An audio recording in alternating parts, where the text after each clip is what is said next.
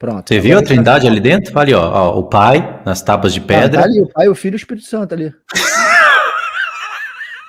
Ué, tem três, pô. Eu vou falar pra você, irmãos, não tem limite essa Trindade, ou forçação de barra. Parece pessoa que fala isso parece um padre católico. Em nome do Pai, do Filho e do Espírito Santo. Amém. Inspirai, ó Senhor, as nossas ações e ajudai-nos a realizá-las, para que em vós comece e para vós termine tudo aquilo que fizermos. Por Cristo, Senhor nosso.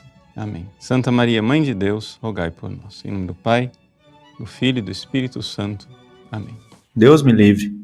Tanta glória para enxergar nesses testemunhos do Senhor. É a mesma coisa que você catar aquilo ali e jogar barro ali dentro, no testemunho do Senhor. Uma coisa tão linda. Vamos lá, vamos pegar então aí a Trindade aí que tá aí na frente da gente. Agora eu já tô até vendo 4 aí, porque são 2 pedras, mais um pau, mais um pote de ouro, daria 4, mas eles juntam a lei, né? As pedras é uma só, então dá Trindade. Ó, tem uma coisa, hein, irmãos? Tem uma coisa. A revelação de Deus é progressiva.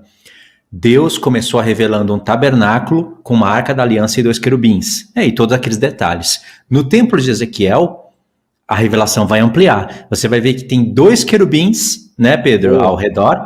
E tem uma coisa ali. Só tem em Crônicas, isso que eu vou falar. Só em Crônicas. Debaixo dos querubins tem carros. Sabia, Pedro? Tem. Não sabia, né? Tá apavorado com essa revelação. Tem carros. Tem carros. Só em Crônicas que tem isso. A Arca da Aliança é um carro, cara. Tá vendo? É revelação progressiva. Aí depois Deus pega isso daí, Deus já falou para Moisés, faça conforme o modelo que você viu no céu. Aí depois ele amplia no templo de Salomão, e lá no tempo de Isaías, ele dá uma visão já, serafins, a visão do céu. Mas lá no templo de Ezequiel, ele abre mais a cortina. Aí já tem detalhes. Aí depois, lá em Apocalipse, tá tudo descortinado. É muito top, cara. E aí, olha só, a gente fez um vídeo pouco tempo atrás, final de semana, falando sobre esses 3 elementos aí, que viram a Trindade, e a gente já quebrou isso aí completamente. Eu fiz um vídeo, depois o Luiz fez outro vídeo que completou mais ainda o meu, com mais informação ainda, que eu acho que não há necessidade da gente voltar a falar disso, né? Que o maná escondido representa Cristo, a vara de Arão florescida representa o sumo sacerdote, que agora, na lei, aqui era só sacerdote, sumo sacerdote, segundo a ordem levítica, mas que apontava para o que o filho faria e quem ele se tornaria, um sacerdote segundo a ordem de Melquisedeque, um sacerdócio real, que essa vara aqui seria um cetro de ferro que regeria as nações com justiça. E as 2 pedras falam da lei que foi recusada, o termo não é nem recusado, foi rejeitada. A lei que foi rejeitada foi descumprida lá com o bezerro de ouro, no casamento de Deus, no casamento no Monte Sinai, quando Deus, né, através das palavras do filho, das palavras do pai que era o filho, desposou a Israel, né, as 12 tribos, e casou com elas. E aí eles fizeram o bezerro de ouro, aquele troço todo lá que todo mundo já sabe. E aí aquilo que era para ser colocado impresso no coração do povo, no coração, na cabeça, na mente, no coração, foi escrito em tábuas de pedra. E tudo isso que está aqui, o maná que foi rejeitado, a vara que foi rebeldia e a pedra que foi traição da lei, tudo isso foi colocado no propiciatório como testemunho perpétuo às 2 casas de Israel. Isso aqui não tem nada a ver com Trindade, irmão, de maneira alguma. Foi o verdadeiro tiro nos pés do irmão que falou essa porcaria. Ele pegou uma arma e deu no pé dele, o tiro no pé, sabe?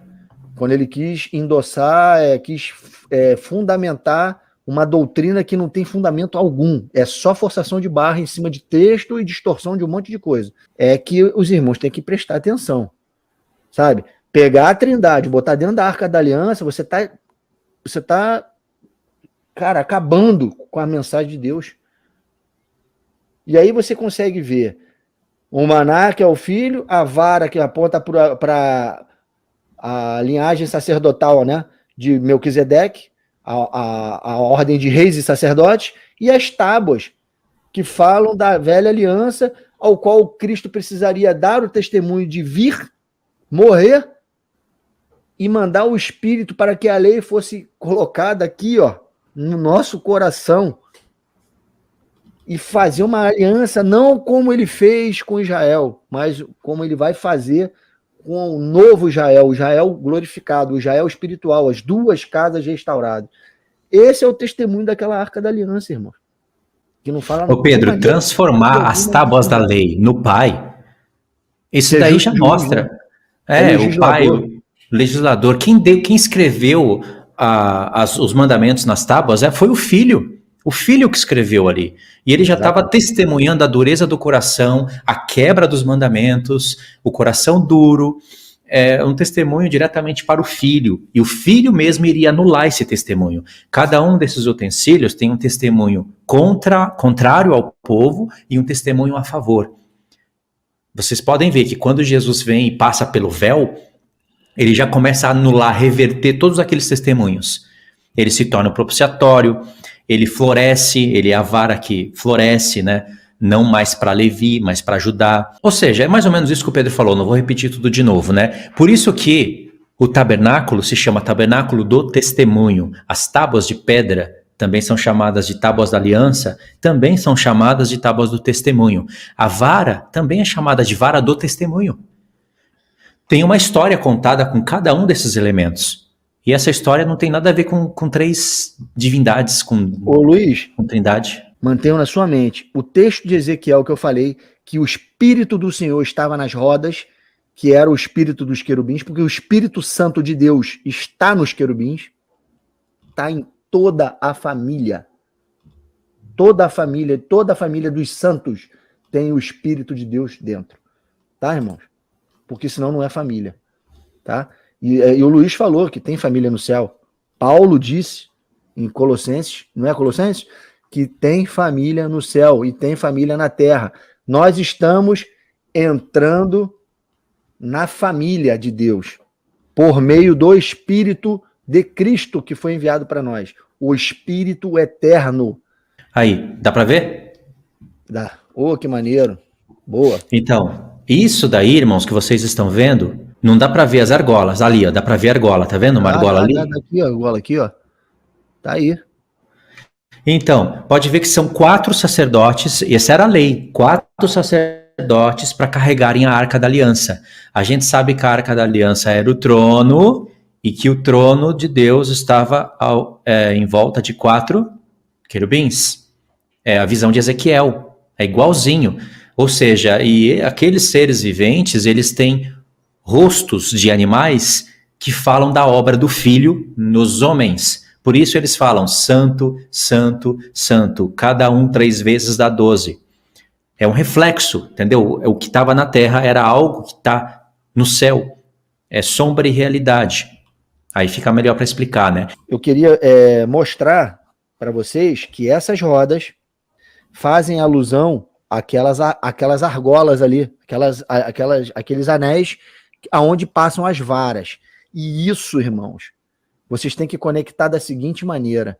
Se o Espírito de Deus estava nas rodas, que movia os querubins, as rodas para onde os querubins se moviam, você tem que entender que o Espírito de Deus está nessas rodas. E ali, o Espírito de Deus está, se tem algum lugar para estar na Arca da Aliança, é nessas argolas, ao qual a madeira passa e conecta o homem de carne ao trono de Deus. Vou ler o que o irmão escreveu e vocês vão ver que sensacional que é isso. Isso é revelação, irmãos. Preste atenção.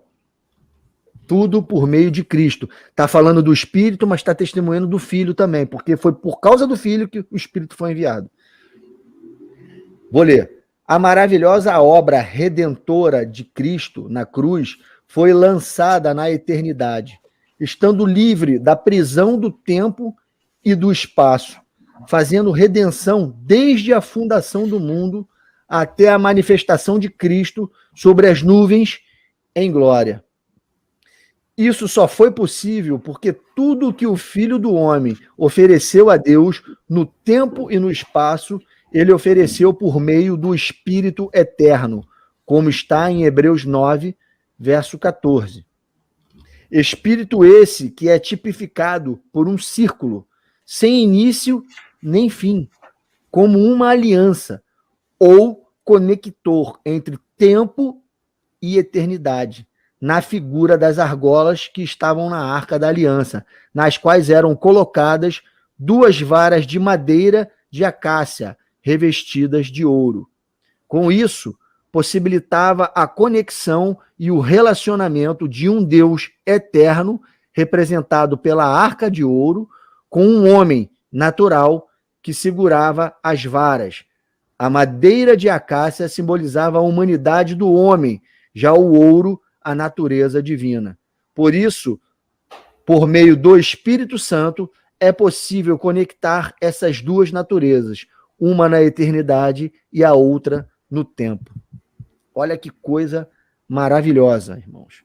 E eu vou ler agora, rapidinho, o texto de Hebreus, que ele cita aqui, Hebreus 9, verso 14, que diz assim: muito mais o sangue de Cristo, que pelo Espírito Eterno a si mesmo se ofereceu sem mácula a Deus, purificará a nossa consciência de obras mortas para servirmos ao Deus vivo, ao Deus eterno. Aí está a conexão da argola, conectando pelo Espírito Eterno, que foi dado pelo sacrifício de Cristo, eternidade a tempo real. O Deus divino, a nossa natureza humana, por causa daquela argola. Aquela mesma argola que está ali tipificando o Espírito Eterno de Deus, que foi dado por Cristo, a mesma argola que conecta os seres viventes ao trono de Deus e carrega Deus por todos os lugares, conectava aqueles homens de carne e osso ao trono de Deus e carregava a arca por todos os lugares. Se tem um lugar para mostrar o Espírito Santo de Deus, irmãos, é a argola da Arca da Aliança. Não é a vara de Arão.